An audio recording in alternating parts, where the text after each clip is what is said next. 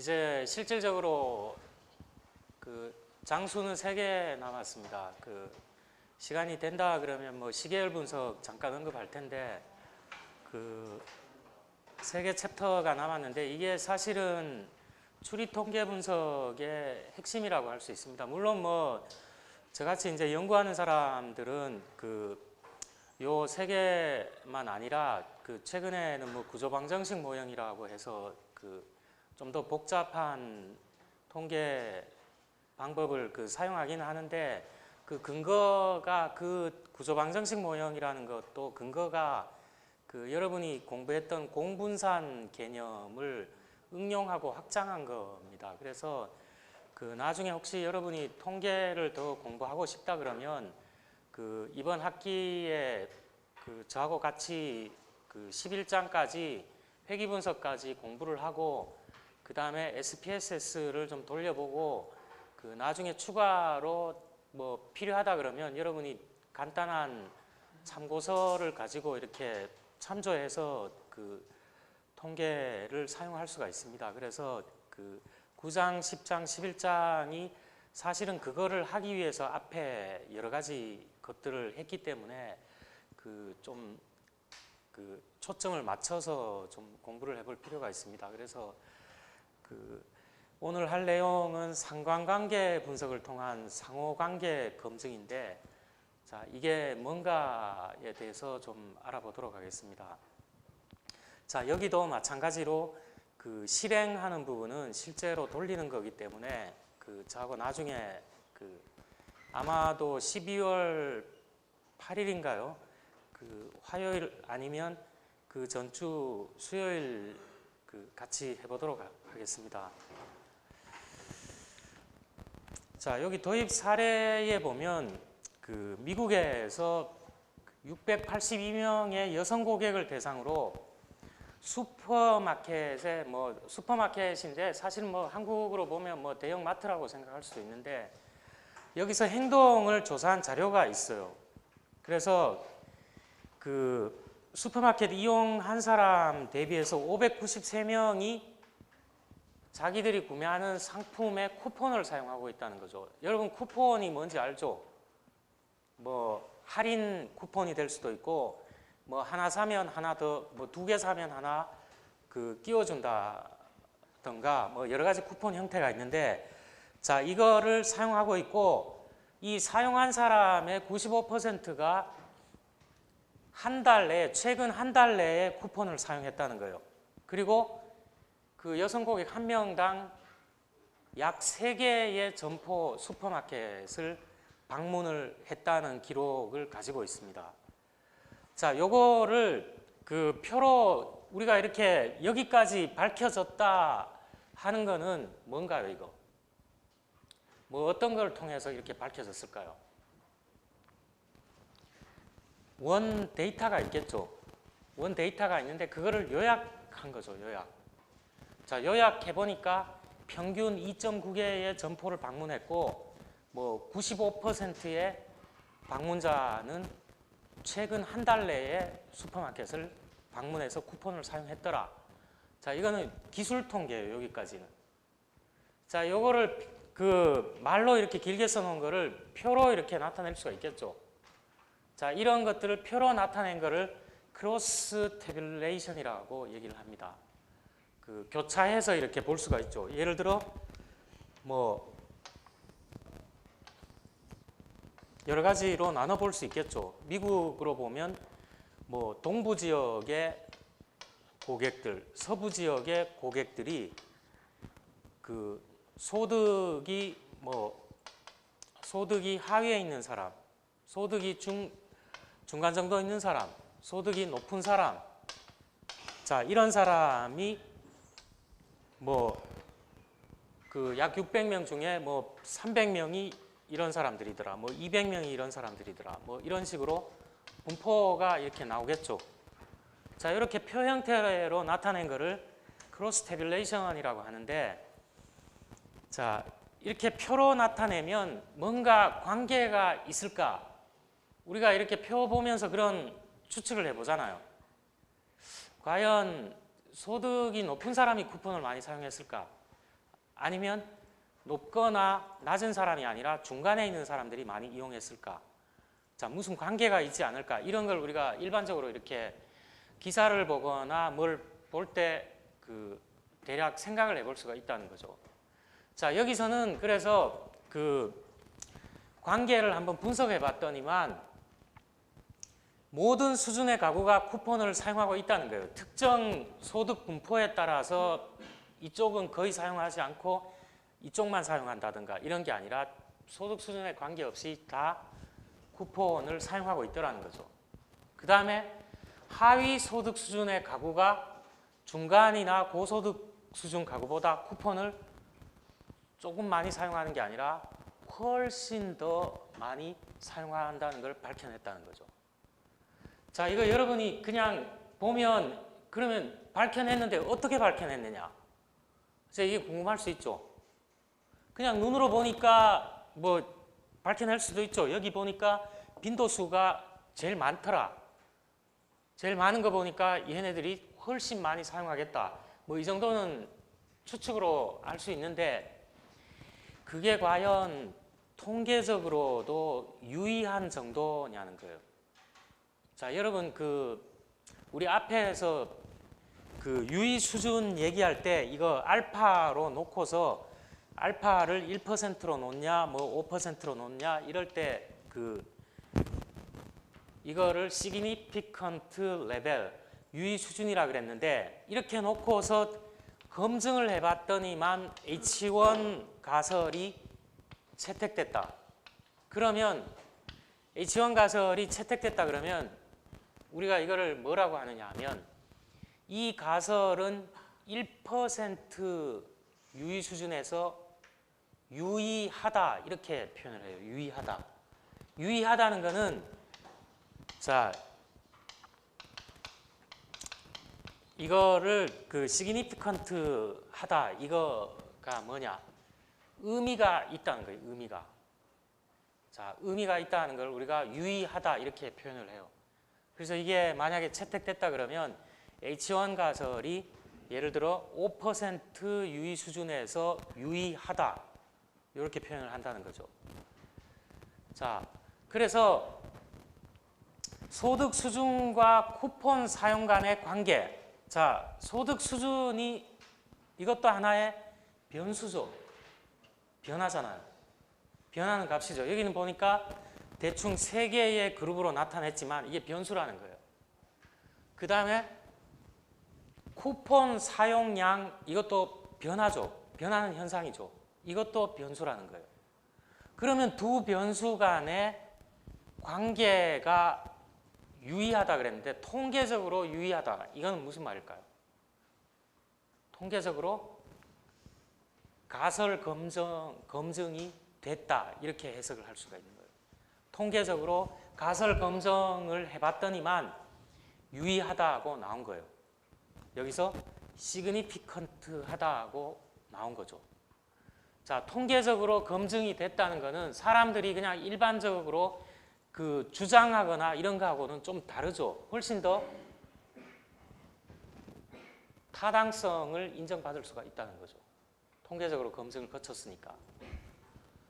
자, 이렇게 하게 되면 이 슈퍼마켓 경영하는 사람들이나 종사자들은 어떨까요? 이게 이제 이런 게 밝혀졌다는 거를 이용하게 되면 마케팅 정책이라든가 쿠폰을 언제 발행해야 될 거냐 이런 데 대해서 어떤 과학적인 근거를 하나 삼을 수가 있죠. 그냥 부서장이 감으로 보니까 촉이 온다. 물론 촉도 중요합니다. 촉이 와서 정책을 이렇게 하는 것보다는 야, 이거를 좀 데이터를 수집해서 과학적으로 좀 검증을 해봐라. 그렇게 해서 이렇게 밝혀낸 걸 가지고 마케팅 정책을 가져가는 게 좀 더 설득력도 있고 타당성도 있겠죠. 자, 이런 데에서 우리가 통계가 도움을 줄 수가 있다는 겁니다. 자, 생각해 볼 문제는 제가 뭐 대답을 거의 다 해버렸는데, 자, 어떤 기준으로 현상들 간에 상호관계가 존재한다고 말할 수 있느냐 하는 거예요. 자, 어떤 기준으로 통계적으로 유의한지 유의하지 않은지 말할 수 있냐는 거죠. 그 다음에 자, 현상들 간에 존재하는 상호관계가 인과관계 설명에 어떤 역할을 하냐. 자, 이거 두 개가 관계가 있다고 이제 검증이 됐는데 여러분이 이거를 봤을 때 그 두 변수 중에 어떤 게 좀 원인에 해당할까요? 봤을 때 이거는. 쿠폰 사용량이 늘어나면 소득 수준에 영향을 줄까요? 그건 아니겠죠. 그냥 이거는 좀 논리적으로 자명하죠. 우리가 그냥 대충 생각해 봐도 소득 수준이 높으냐 낮으냐가 쿠폰 사용에 영향을 준 거죠. 그러면 이런 경우는 소득 수준이 원인이고 쿠폰 사용이 결과라고 할 수가 있겠죠. 이런 경우는. 자, 그런데 뭐 이렇게 좀 자명하다고 할 수 있는데 꼭 그런 건 아니죠. 자, 이거는 이제 얘가 우리가 제시한 얘가 좀 그렇다는 거고. 자, 이런 것들을 9장에서 우리가 다루어 봅니다. 자, 요거는 우리가 앞에서 많이 했던 거예요. 자, 이거 뭐 이런 거 많이 했죠, 우리가. 3학년 일반의 영어 성적의 평균이 어떻게 되고 표준 편차가 어떻게 되고 분산이 어떻게 되느냐. 이런 구할 수 있죠. 이렇게 구한 거를 우리가 뭐라 그러나요? 이런 것들을 뭐라 그러죠? 예? 기술 통계량이긴 한데 이런 거를 대표값이라고 그러죠. 대표값. 자, 이 y는 뭐 다른 거일 수 있어요. 그게 아니라 3학년 일반의 수학 성적에 대해서 평균이나 표준 편차나 분산을 구해볼 수도 있죠. 자, 그러면 우리가 앞에서 봤던 거는 어떤 한 변수의 통계량을 구해본 거죠. 표본 통계량을 구해본 거잖아요. 여기서는 대표값들을 이렇게 구해봤는데, 자, 우리가 여기서 다루어야 될 내용은 그러면 이런 걸 한번 생각해 볼 수가 있죠. 그러면 3학년 일반의 영어 성적과 수학 성적이 상관관계가 있을 거냐, 상호관계가 있을 거냐, 이런 거 한번 생각해 볼 수 있죠.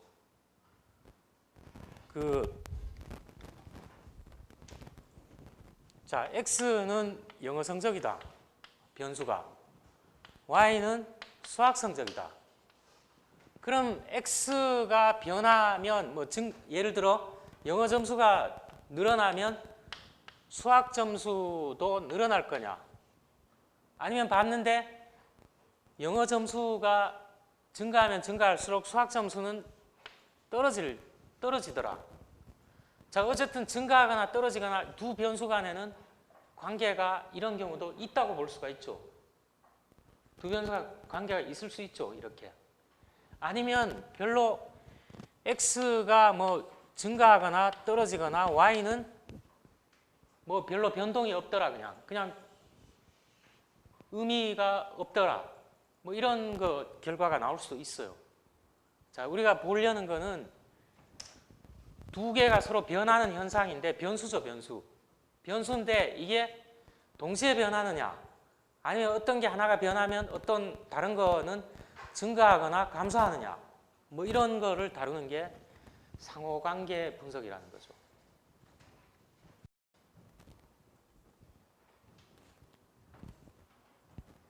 자, 여기 상호관계 분석이라고 그랬는데 상관관계 분석은 상호관계 분석의 한 부분 집합이라고 보면 되겠습니다. 상호관계는 좀 더 넓은 개념이고, 자, 이거는 이제 그렇게 우리가 구별을 하지 않고 그냥 이제 앞으로는 상관관계라고만 좀 얘기를 하도록 하겠습니다. 자, 광고 인지도가 증가하면 증가할수록 구매 의도와도 관계가 있을 거냐? 두 변수 간에 관계가 있느냐 없느냐, 이걸 탐구해 볼 수가 있죠.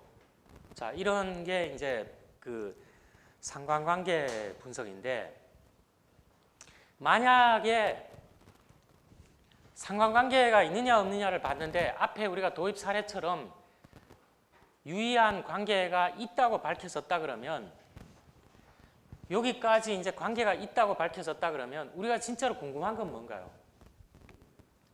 실제로 우리가 더 궁금한 건 뭘까요? 한 단계 더 들어가고 싶죠. 그러면 두 변수 중에 어떤 게 원인이고 어떤 게 결과냐는, 통계적으로 원인 변수고 결과 변수냐는 거죠. 다른 말로 하면 이거를 뭐라 그러나요, 우리가? 인과관계인데, 자, 인과관계 중에서도 그 여러 가지를 볼 수가 있는데, 궁극적으로 보고 싶은 거는 뭐 저런 거겠죠. 예를 들어 어떤 게 독립 변수고 어떤 게 종속 변수냐. 자, 이런 게 궁금할 수가 있겠죠. 그런 것들 한 단계 더 들어간 거를 우리가 팩터 어널리시스, 요인 분석이라고 합니다. 자, 어떤 게 원인 변수가 되느냐. 자, 이런 걸 다루는데, 자, 이 챕터에서는 관계에 대해서만 좀 보도록 하겠습니다. 자, 과학의 목표라고, 여기서 말하는 과학은 우리가 경영과학, 뭐 사회과학, 자, 이런 거를 이제 현상들에 대한 그 체계적인 지식을 획득하는 거를 우리가 과학이라 그러는데, 현상들 간의 관계를 설명해 주는 거죠. 상관관계가 있느냐 없느냐. 거기서 좀 더 궁극적인 목표는 인과관계까지 있느냐 없느냐를 추론하는 게 목표일 거라는 거죠. 자, 이렇게 하기 위해서는 두 개의 현상, 우리가 앞에서 봤던 소득 수준이라는 현상하고 쿠폰 사용량이라는 현상하고 두 개의 현상이 동시에 변하는 현상인지를 밝힐 필요가 있다는 거예요. 자, 봤더니만 하나는 변동이 없어요. 하나는 변동이 없다 그러면 살필 필요가 없겠죠, 굳이. 두 개 다 변하는 현상일 때 관계가 있느냐를 보게 되는 거죠. 자, 이 상관관계 분석은 상호관계 분석에 속한다 그랬어요. 일종의 부분집합이에요. 자, 근데 그거는 뭐 여기서 그렇게 중요한 거는 아니고, 자, 어쨌든 하나의 변수가 다른 변수와 동시에 변하느냐, 아니면 변한다 그러면 어떤 방향으로 변하느냐. 자, 얘는 플러스 방향으로 변하는데 y라는 변수도 같이 플러스 방향으로 변할 거냐, 아니면 마이너스 방향으로 변할 거냐. 자, 어쨌든 이런 경우도 관계가 있다고 봐야 되죠. 그리고 변화 정도가 어느 정도 되느냐. 자, 이런 거를 분석하는 방법이 상관관계 분석입니다. 그래서 두 현상이 동반해서 변화해야만 관심이 있다는 거예요. 동반해서 변하지 않는다 그러면, 이 동반해서 변한다는 건 뭔가요? X라는 변수는 지금 이렇게 변동하는데 Y라는 변수는 뭐 예를 들어 뭐 1년 후에 변한다. 자, 이렇게 되면 동반해서 변한다고는 좀 말하기가 어렵겠죠.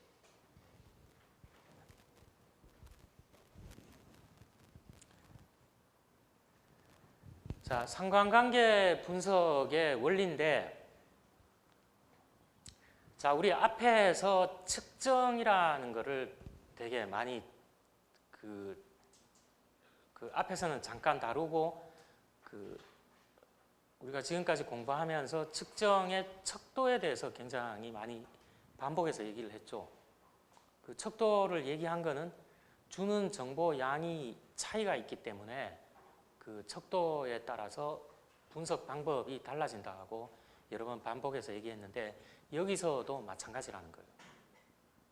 자, 우선 정보 양이 가장 많은 등간 척도, 비율 척도로 측정된 현상들 간의 상관관계가 어떻게 될 거냐.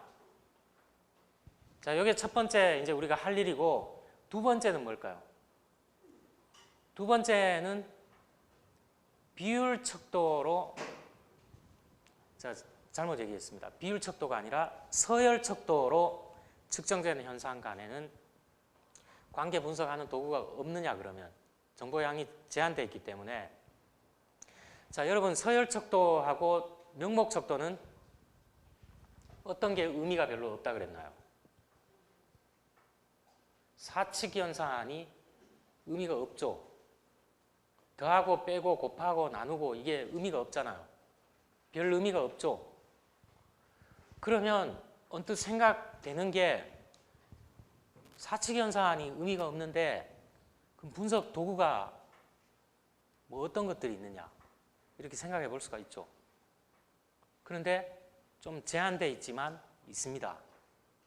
그래서 서열 척도로 측정된 현상 간의 상관관계 분석을 두 번째로 볼 거예요.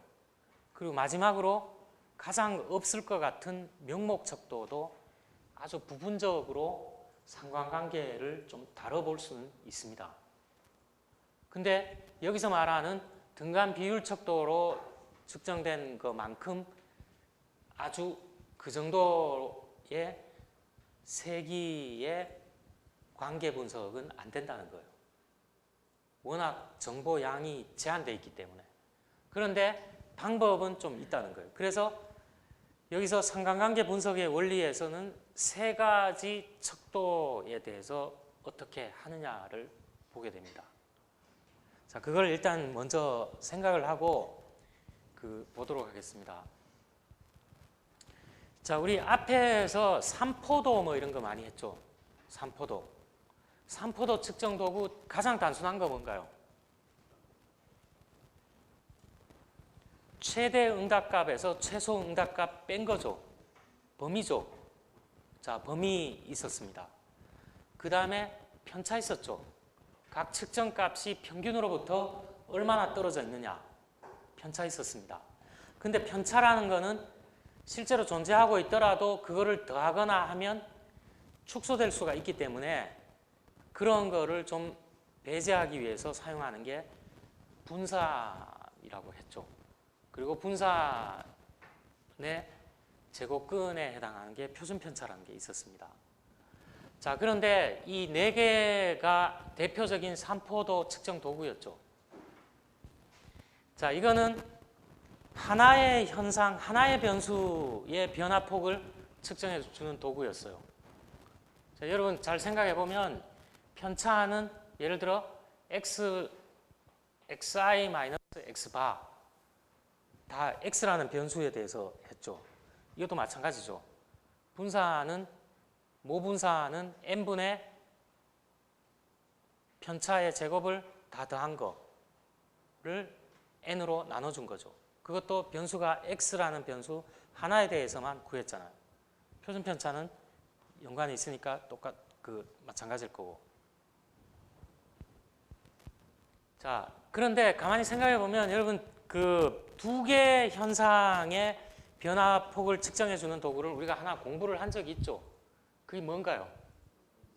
공분산이죠. 코베리언스. 그래서 그때 우리가 얘기했던 게 분산과 공분산은 통계에 뭐하고 비슷하다 그랬죠? 뼈, 척추의 역할을 한다 그랬잖아요. 척추의 역할. 그래서 공분산이나 분산 개념이 항상 따라다녀요. 그게 뿌리를 찾아보면. 자, 공분산 한번 보겠습니다. 이거 다 봤던 거예요, 사실은.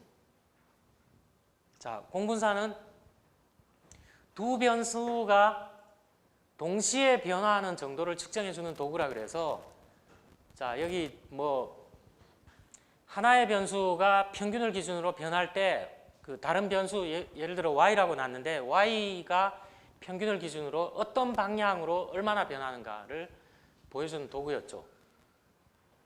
그런데 표본 크기가 증가하면 자, 우리는 이제 표본 조사를 하기 때문에 공분산이라는 게 n-1분의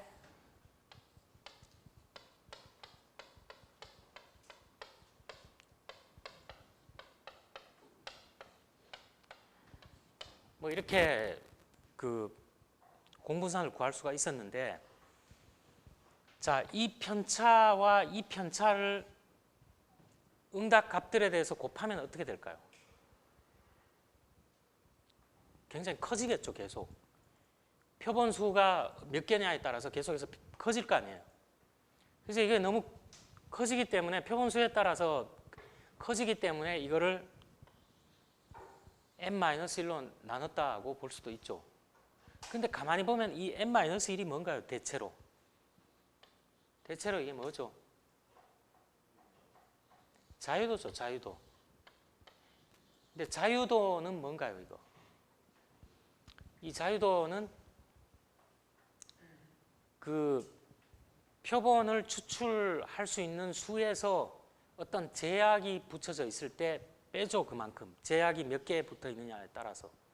그래서 이거는 표본을 추출해서 우리가 모집단을 추정한다는 전제가 붙어 있잖아요. 그래서 그 n-1이라는 거라고 생각할 수도 있고, 이게 점점 커지기 때문에 이 표본에서 구한 공분산하고 모집단에서 구한 공분산을 비슷하게 맞춰주기 위해서 이렇게 했을 수도 있죠. 자, 어쨌든 n-1로 나눴는데 우리 그 다음에 이유 하나 더 굳이 든다 그러면 이런 거 있죠. n-1로 나누어야 추정 결과가 불편 추정치가 된다 그랬는데 이거 뭔가요?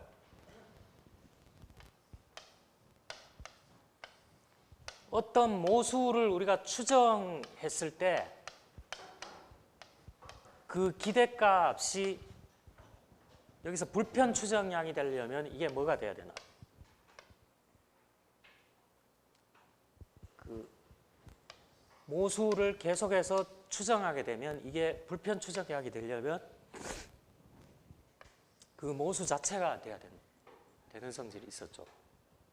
자, 이게 이제 그 불편 추정치라고 할 수 있는데 이렇게 되기 위해서 n-1로 나눠줬다는 거죠. 자, 이거는 현상을 측정할 때 어떤 측정 단위를 사용하는가에 따라서 공분산이 달라질 수가 있죠. 자, 공분산은 달라질 수 있어요. 어떤 측정 단위, x라는 변수는 뭐 예를 들어 몸무게라 그러면 이게 킬로그램으로 측정했느냐 아니면 파운드로 측정했느냐에 따라서 달라질 수 있죠. 자, 여기서 보면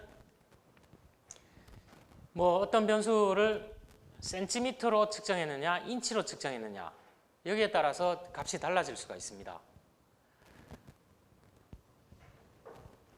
그래서 이 공분산은 XY 단위의 영향을 받아요. 받고 상관관계가 어느 정도인가에 대한 정보는 주지를 못하죠. 그래서 우리가 이런 거를 해봤죠.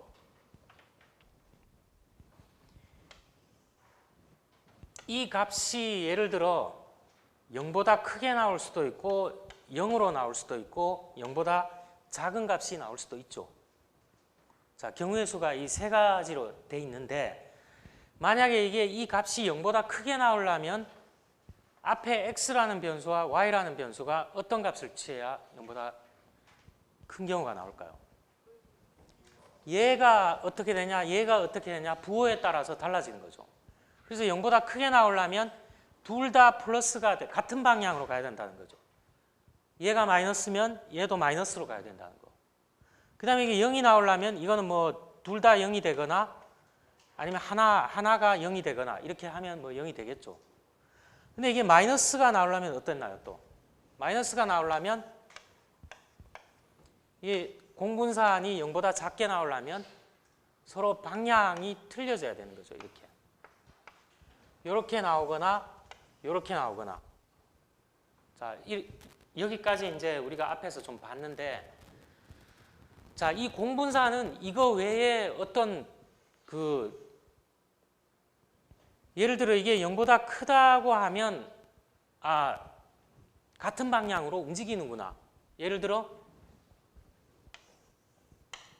뭐 이런 식으로 두 변수가 이런 식으로 움직이는구나. 아니면 같은 방향, 음의 방향으로 이렇게 같이 움직이는구나. 이런 거 알 수가 있죠. 자, 어떤 방향으로 가느냐는 알 수 있는데 그게 어느 정도인가는 알 수가 없어요. 이걸 보면. 그게 이제 한계예요. 그리고 측정 단위의 영향을 받고 있다는 거예요. 측정 단위의 영향을 받는 거하고 상관관계가 어느 정도 있다는 건 알겠는데 이게 그러면 얼마만큼 있느냐, 여기까지는 말을 못 해준다는 거죠. 자, 이게 이제 공분산이 가지고 있는 어떤 한계이기 때문에 자, 이걸 어떻게 해야 되겠죠.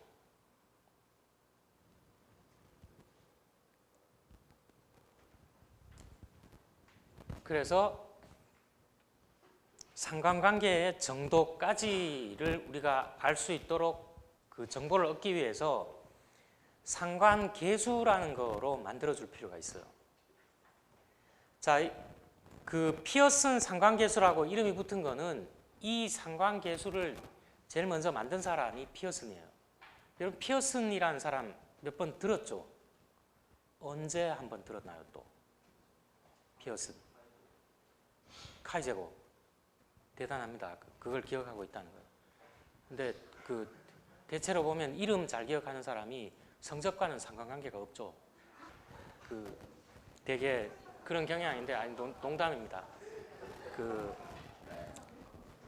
어쨌든 피어슨이라는 사람 이름을 들었다 그 기억하고 있다는 것은 굉장한 거예요. 굉장한 관찰력이라는 거죠. 자, 이 사람이 상관계수를 만들었는데 공분산을 표준화한 도구라 그랬어요. 자, 여러분 표준화하면은 하나 생각나는 게 있죠. 뭔가요? 우리 그 정규분포 보면 모평균을 중심으로 표본평균이 자, 표본평균이 왼쪽에 분포할 수도 있고 오른쪽에 분포할 수도 있죠. 그래서 이거 보면은 뭐 마이너스 2 시그마 뭐 플러스 x바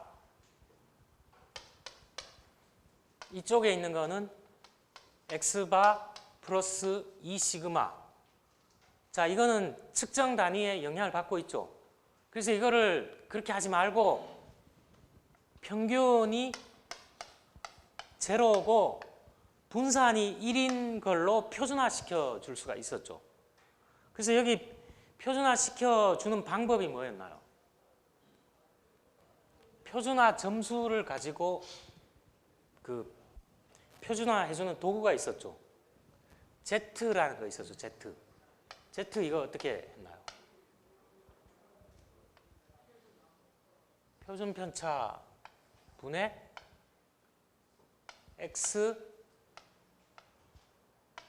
x바 마이너스 뮤 뭐 이런 식으로 뭐 이렇게 하든지 했죠. 이렇게 표준화 이렇게 했잖아요. 자, 이런 거 그 기억나죠, 여러분?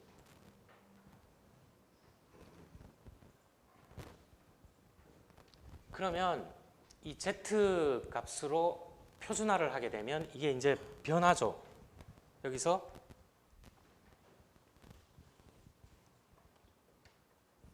평균 제로를 중심으로 좌우로 어떻게 분포하느냐 뭐 이런 거를 다뤄봤는데 자,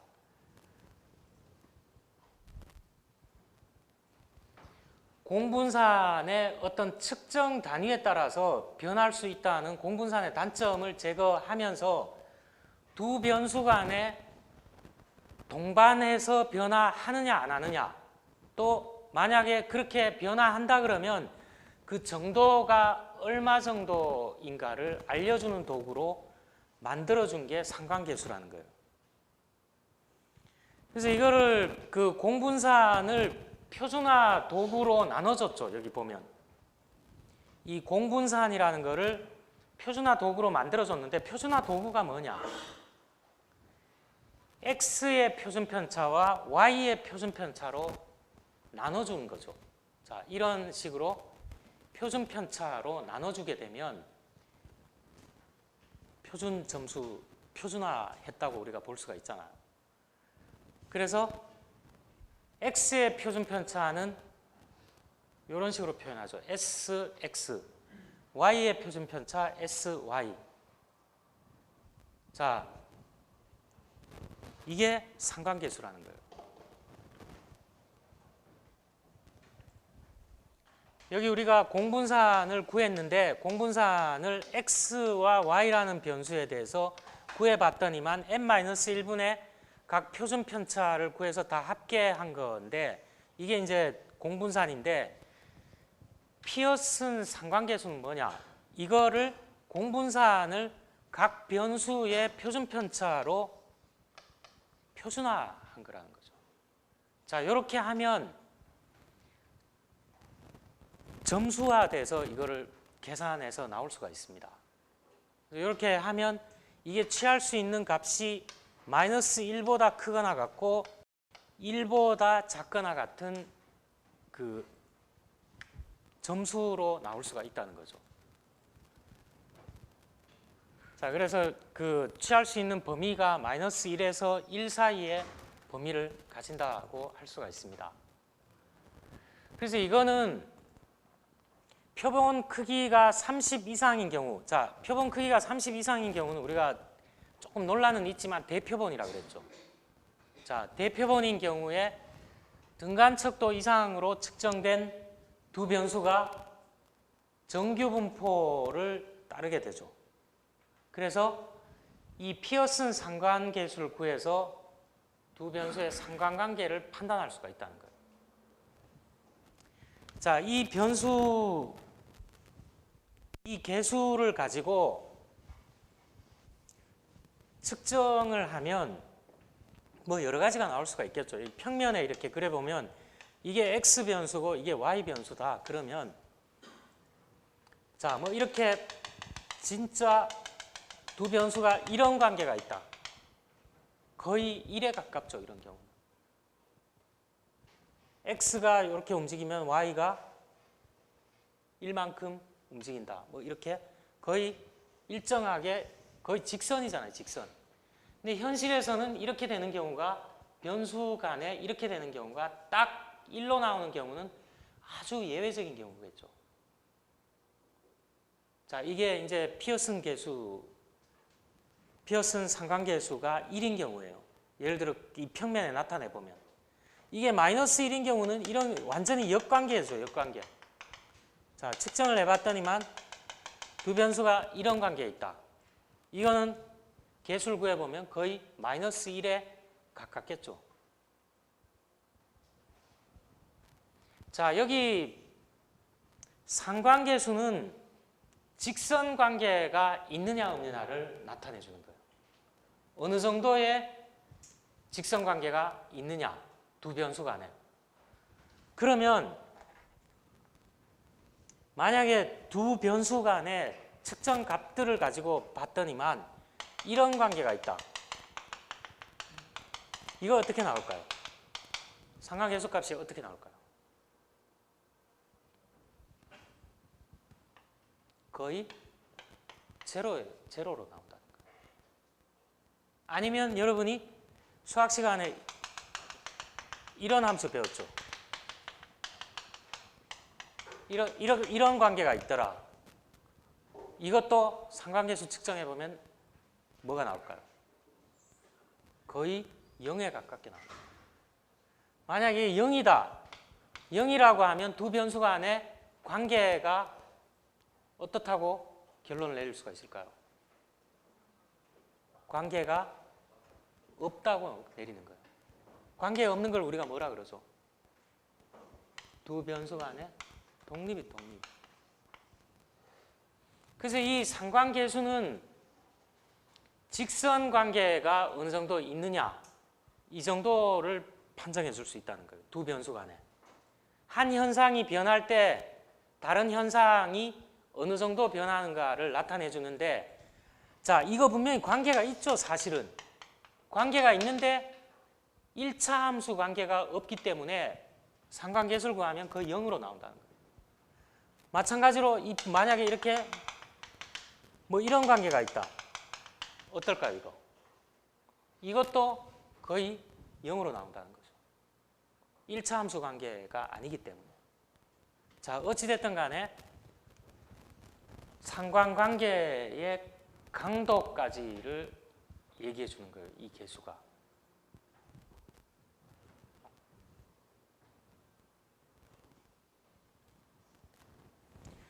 자, 우리 정률이라는 거를 사실은 제가 언급을 안 했습니다. 정률이 뭐냐?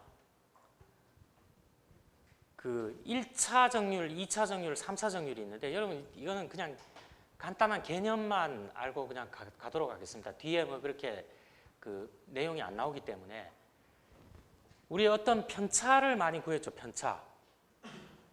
이 편차를 1차 정률이라고 할 수가 있습니다. 편차 제곱한 거 우리 언제 이용했죠? 뭐 구할 때 편차 제곱한 거 구했나요? 이용했나요? 분산 구할 때 했죠. 편차 제곱한 거는 2차 정률이라고 할 수가 있습니다. 편차를 그러면 세제곱한 게 뭐냐? 3차 정률이라고 할 수 있다. 여러분 3차 정률도 아까 피어슨 기억한 사람이 혹시 대답할 수 있으면 해주면 좋겠는데 3차 정률이라는 거 한번 본 적 있어요? 언제 봤을까요? 본 적이 없어요. 제가 나눠준 프린트물 있었죠. 프린트물. 한글 파일에. 거기 외도, 첨도 얘기할 때 언급이 돼 있어요. 혹시 읽어보면. 거기 보면 외도나 첨도는 보면 3차 정률을 이용하는 거예요. 편차를 세제곱해서 뭐 어떻게 주물러서 그거를 보여주는 거예요. 그래서 여기서는 그 정도 개념만 여러분 정률이 도대체 뭘까? 모먼트라 그래요. 모먼트. 영어로 그냥 쓰기도 해요. 모멘트라고. 모먼트가 뭘까? 정률이에요. 통계에서는. 그런데 편차는 1차 정률, 편차의 제곱은 2차 정률, 편차를 세제곱하면 3차 정률. 자, 이 정도만 알고서 가도록 하겠습니다. 그런데 이 피어슨 상관계수 뜯어보면 어떤가요? 여기 공분산에 해당하는 x 변수의 편차와 y 변수의 편차 두 편차를 곱하고 있죠. 곱하고 있잖아요. 그래서 두 분포의 1차 정률이에요. 1차 정률을 곱해서 나온 거죠. 두 개를 곱해서 나왔기 때문에 피어슨 상관계수를 다른 말로 정률 상관계수라고 부르기도 합니다. 정률 상관계수. 왜? x라는 변수와 y라는 변수의 1차 정률을 두 개를 곱했기 때문에 정률 상관계수라고도 부른다는 거예요.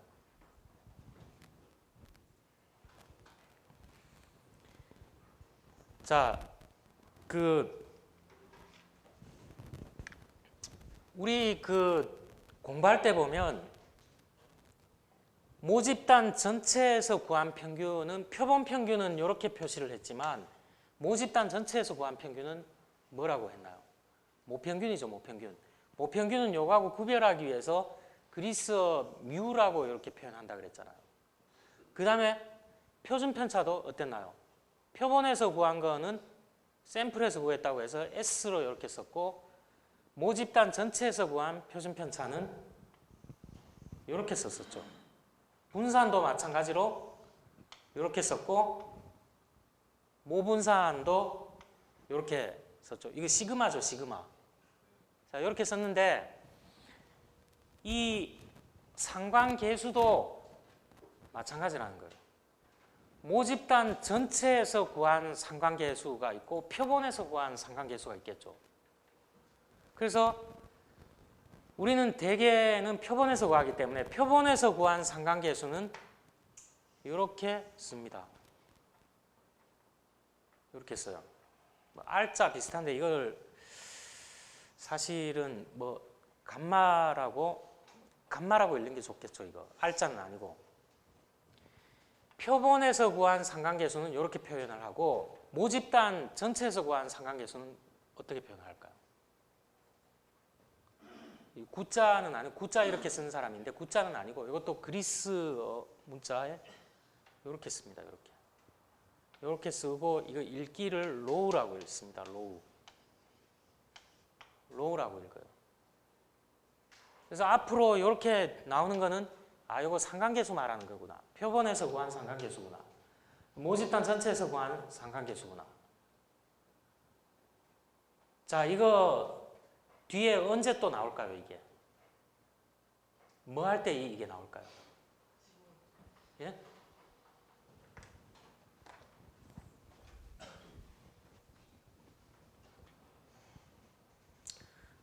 우리 앞에서 가설 설정할 때, 귀무가설 설정할 때 어떻게 할까요? 예. 모집단의 예를 들어 모집단의 상관계수는 예를 들어 0.5일 것이다. 대립가설에서는 0.5가 아닐 것이다. 이렇게 할 수 있죠. 이렇게 할 수 있잖아. 자, 이거 뭐 정확하게 합시다. 이거 보통 이렇게 표현하니까 이럴 때 갑자기 이런 게 나왔다 그러면 얘 상관계수 얘기하는 거구나. 상관계수. 나중에 한번 볼 때 다시 얘기하도록 하겠습니다.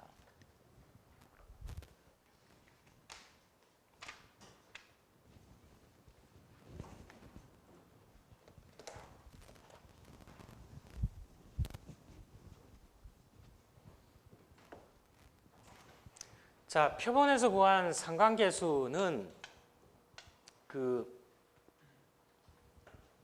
공분산 n-1분의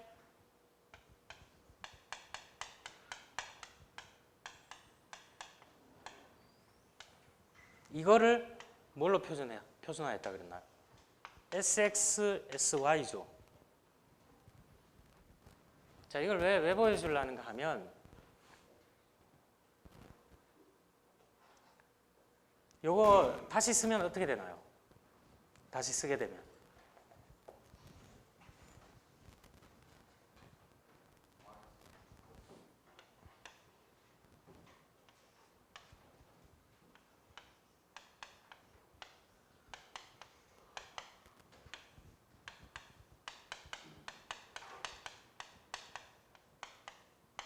이건가요? 근데 이 n-1 뭔가요? n-1 숫자죠, 숫자. 어떻게 보면 상수라고 할 수 있죠. 앞으로 끄집어낼 수 있겠죠. 앞으로 끄집어내겠습니다.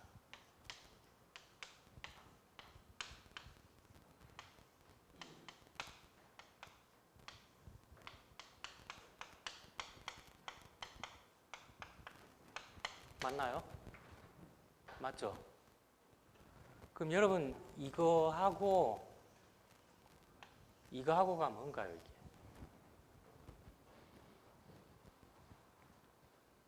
뭐죠, 이게? 우리 그 표준 정규분포 만들 때 표준화할 때 이렇게 했죠. 이렇게 하지 않았나요? 그럼 이거 다시 쓰면 어떻게 될까요?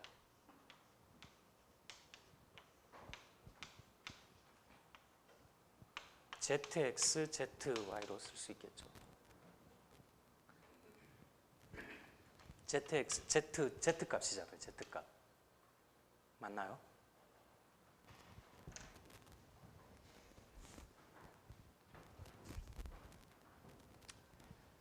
정렬 상관계수는 표준화 점수로 나타내면 이렇게 나타낼 수가 있습니다. 자, 이렇게도 표현을 할 수가 있다는 거예요. 이거 잘 살펴보면 맞잖아요, 이거. 이 전체가 공분사들 각 변수의 표준 편차로 표준화할 거죠. 다시 전개해서 풀었으면 n-1분의 z 시그마 zx, zy 이렇게 표현할 수가 있겠죠.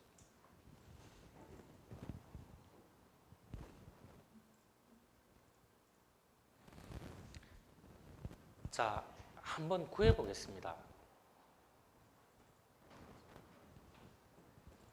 상관계수를 지금 우리가 하고 있는 거는 등간척도, 비율척도로 조사된 자료를 가지고 상관계수를 구하는 거를 이 식을 한번 봤는데 여러분 이거 딱 보면 자 어떤 12명의 사람한테 그 SUV 차 알죠, 여러분? 요즘 뭐 저 독일의 자동차 회사들 경유차 이거 뭐 연비 조작 때문에 문제가 많이 되고 있는데 그 요즘 조금 시들해지긴 했는데 SUV 차 선호도에 대해서 물어봤어요. 매우 이거 특이하게 11점 척도로 한번 물어봤어요. 매우 싫어함부터 매우 좋아함 11점까지 점수를 한번 부여해보라고 했어요. 이렇게. 그래서 응답자 1번부터 12번까지의 SUV차 선호도에 대해서 물어봤는 등간 척도로 측정한 거죠. 자, 그 다음에 이 사람 응답자의 차량 보유 기간을 한번 조사를 해봤어요. 몇 개월 보유했느냐 이걸 조사해봤더니만 자, 뭐 적게는 2개월 전에 2개월 정도 보유한 사람도 있고 많게는 뭐 18개월 정도 보유한 사람이 있어요. 자, 이거는 뭘로 측정한 건가요? 비율 척도죠. 만약에 제로로 조사됐다 그러면 차가 없다는 말이죠.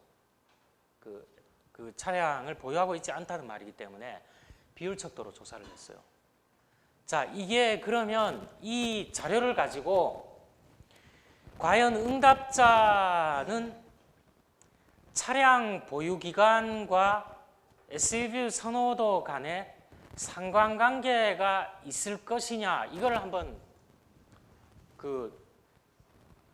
궁금해 할 수가 있죠. 여러분 눈으로 보니까 상관관계가 있을 것 같나요? 없을 것 같나요? 있을 것 같다고 대답한 사람 굉장히 뛰어난 해안을 가지고 있는데 그냥 이게 이제 12명이니까 대충 눈으로 이렇게 보면 뛰어난 해안을 가지고 있으면 알 수 있는데 이게 예를 들어 한 500명을 조사했다 그러면 눈 완전히 계속 돌아가겠죠. 상관관계가 있는지 없는지 계산을 한번 해봐야 되겠죠. 자, 이거는 간단한 예니까 계산을 해보자고요, 이거를. 계산하려면 뭐가 필요할까요? 다음 장 넘어가기 전에 뭐가 필요할까요? 일단은 평균이 있어야 될 거 아니에요, 평균이. 자, 이거를 X로 이거를 보유기간을 X로 놨으니까 XI에 대한 평균을 구해야 되겠죠. 그 다음에 얘의 평균을 구해야 되겠죠. 그래서 평균이 예를 들어 뭐 선호도가 7점이 나왔다 그러면 6-7을 해야 되고 얘는 평균이 예를 들어 10이 나왔다 그러면 10-10을 해야 되고 그렇게 곱해서 각각을 다 곱해야 되죠. 편차를 다 곱해서 뭐로 나눠줘야 되나? 뭐로 나눠줘야 되나? 11이 되겠죠. 11이. 11이잖아요. 그렇게 했나 한번 볼게요. 자, 보유기간 9.33개월 평균 선호도 6.58 정도로 선호도가 약간 좋은 것 같아요. 보니까 아주 좋은 건 아닌 것 같고 요 정도 나왔어요. 자, 그러면 이거 12개 값이 나오겠죠. 12개 값이 12개 값 해서 다 더해야 되죠. 자, 첫 번째 응답한 사람 10이라고 응답했는데 평균이 이거니까 빼줘야 돼. 편차를 구해야 되고 첫 번째 응답한 사람 나 6개월 보유했다 그랬는데 평균 빼줘야 되죠. 자, 이렇게 해서 다 더하면 이 공분산의 분자에 해당하는 걸 다 구했죠. 분자에 해당하는 거. 그 다음에 우리가 이걸 구해야 되잖아요. 이거를. 표준 편차를 구하려면 뭐가 있어야 되나요? 표준 편차는 2차 정률 값이 필요하죠. 편차의 제곱값이 필요하죠. 여기 표준 편차를 구하려면. 그래서 각각의 제곱값, 편차의 제곱값을 구한 거죠. 자, 구해서 이렇게 구하면 이제 계산을 해볼 수가 있죠. 계산을 해볼 수가 있는데 자, 여러분 그러면 저기서 n-1이 필요할까요? 필요하지 않을까요? 필요 없죠? 왜 그럴까요? 예, 여기도 이거 뜯어보면 분모에 n-1 있죠, 다. n-1이 있기 때문에 x의 편차제곱과 y의 편차제곱과 각 편차에 합만 있으면 구할 수가 있겠죠. 자, 그렇게 해서 구해봤더니만 0.936이라는 아주 높은 상관계수가 나왔어요. 이거는 SUV 보유 개월수와 선호도 간에 아주 밀접한 상관관계가 있다고 결론 내릴 수가 있겠죠. 이것만 봤을 때는, 이 점수로만 봤을 때는. 자, 이게 상관계수예요.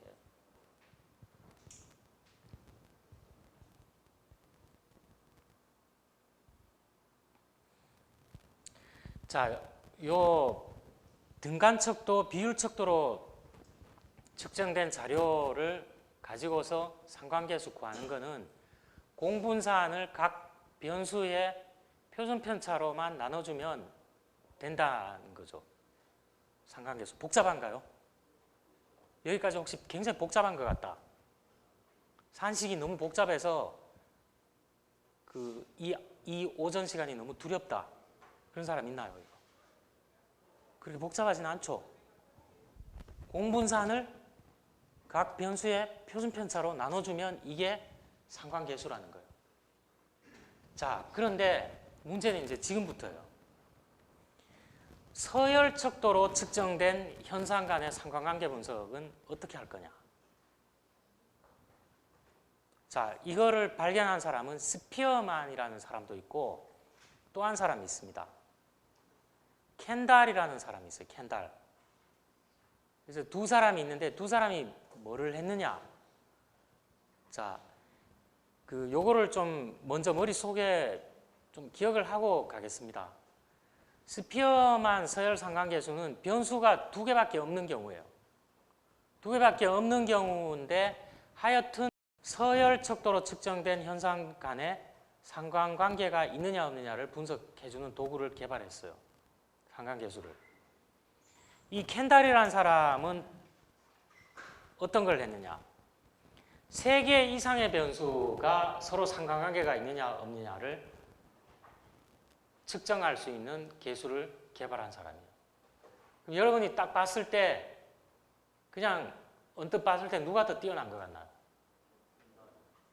그런데 만약에 켄달 이전에 스피어만이라는 사람이 먼저 서열 상관계수를 만들어냈다.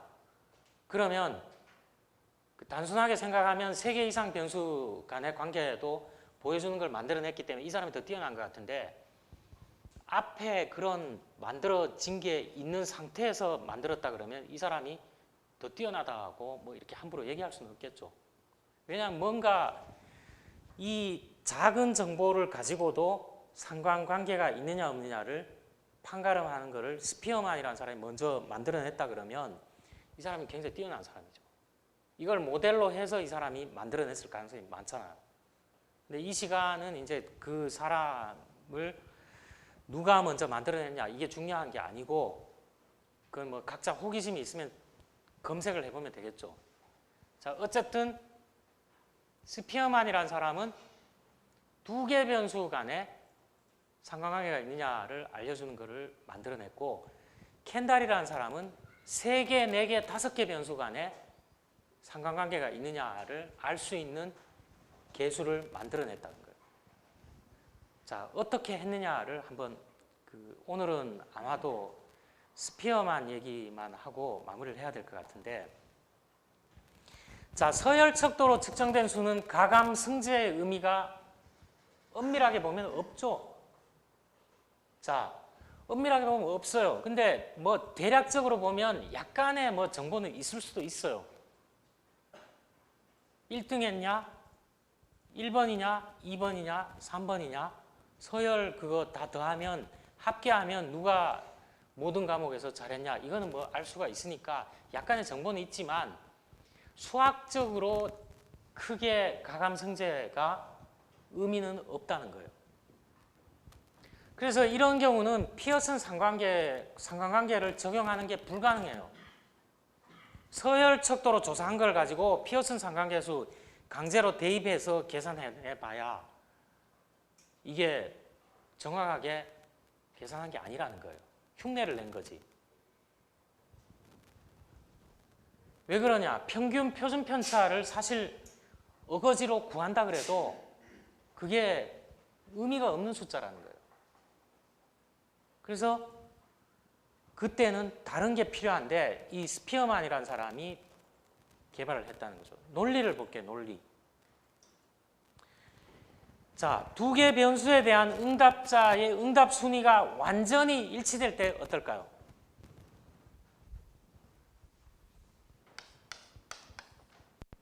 순위가, 자, 이거 영어 점수, 이거 수학 점수. 어떤 응답자 1번, 2번, 3번, 4번, 5번 이렇게 있는데 이 사람 영어도 2등, 수학도 2등. 2번 응답자는 영어 1등, 수학 1등. 3번 응답자 4등, 4등. 자, 이런 식으로 똑같이 이렇게 일치한다 그러면 어떨까요? 응답 순위가 완전히 일치될 때는 한 변수 순위에서 다른 변수 순위를 뺀 차이가 어떻게 될까요? 2에서 2 빼면 0이죠. 1등, 1등 한 거 빼면 0이잖아요. 4등, 4등 한 거 빼면 0이죠. 완전히 일치한다 그러면 0이죠. 근데 완전히 일치하는 경우가 있을까요? 없다고는 말을 못하지만 거의 없다고 봐야 되죠. 완전히 일치하는 경우. 그렇잖아요. 뭐 아주 드물게는 있겠지만. 그래서 순위를 뺀 차이는 0이 될 거라는 거예요. 자, 변수들 간의 서열이 다를수록 어떻게 되나요? 자, 다를수록 영어는 1등 했는데 수학은 10등 했다. 자, 영어는 2등 했는데 수학은 9등 했다. 9등 했다. 여기서 여기 빼면 어떻게 될까요? 뭐 마이너스 9, 여기서 여기 빼면 7. 차이가 크죠? 자, 이거를 아이디어를 얻은 거예요, 이거를. 순위가 일치하면 일치할수록 0이고 순위가 차이가 많이 나면 날수록 어떻게 되나요? 커지죠, 이게. 갭이 커지잖아요. 이걸 응용한 거라는 거예요. 자, 이거를 가지고 응용해서 두 변수의 서열의 차이 정보를 가공했다는 거죠. 이 테스트를 여러 번 해보니까 요 두 변수 간의 서열 차이를 이용하면 이거를 계수를 만들어낼 수 있겠구나 해서 나온 거예요. 자, 여기 10명의 시험 응시자가 있는데 뭐 영어 석차, 수학 석차 있는데 차이를 계산해 보자는 거죠. 차이를 계산해 봤더니 0, 1, 4. 자, 요것도 가만히 보면 뭘까요? 요것도 어떻게 보면 편차를 이용한 거죠. 편차를 이용한 거잖아요. 우리 앞에서 편차 얘기 계속 나왔잖아요. 보면 이 편차는 정률이죠. 정률. 자, 어쨌든 요걸 이용했는데 이거를 차이 나는 걸 다 더해 봤더니만 뭐 0이 됐죠. 0이. 여기 나타내진 않았는데.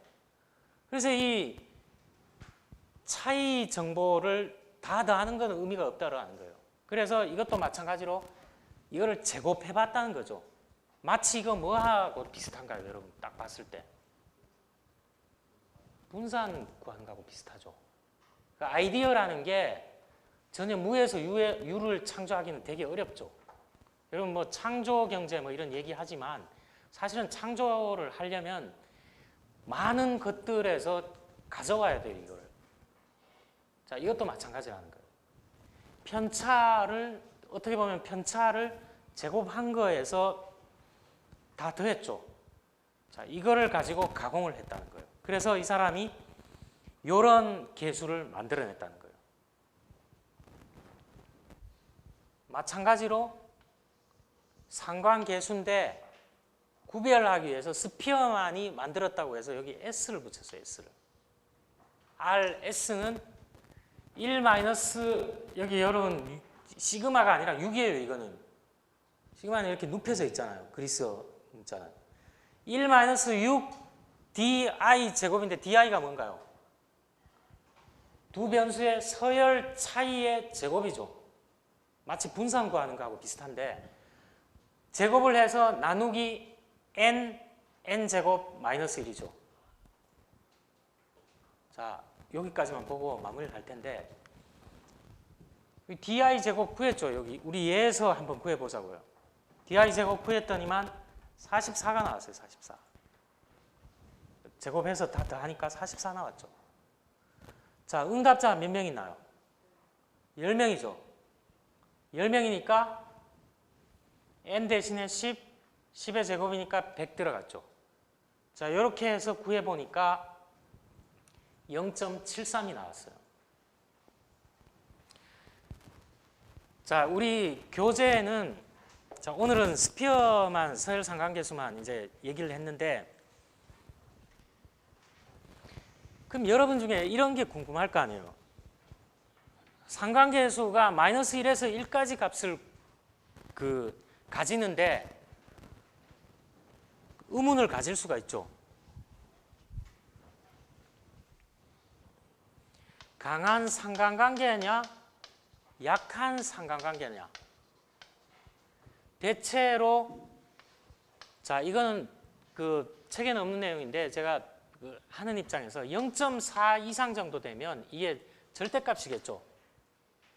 플러스 0.4나 마이너스 0.4, 0.4 정도 넘어가면 강한 관계가 있는 거예요. 강한. 내지는 0.4에서 0.5 이상 정도 되면 상관관계가 굉장히 많은 거예요. 두 변수 간에. 그리고 0.2에서 한 0.4 정도 되면 이 절대치예요. 절대치. 이 정도 되면 약한 상관관계가 있다고 봅니다. 자, 이거는 그냥 참고로 하고 이거는 뭐 기억해서 이제 잊어버리면 됩니다. 뭐 더 통계를 공부하면 뭐 이런 얘기를 하는데 자, 그래서 오늘은 상관관계의 피어슨 상관계수하고 서열척도로 측정했을 때 스피어만 두 변수 간의 관계만 봤어요. 다음 주에는 세 변수 이상 간의 서열척도로 측정한 자료로 상관관계가 있느냐 없느냐를 보는 것을 공부해 보도록 하겠습니다.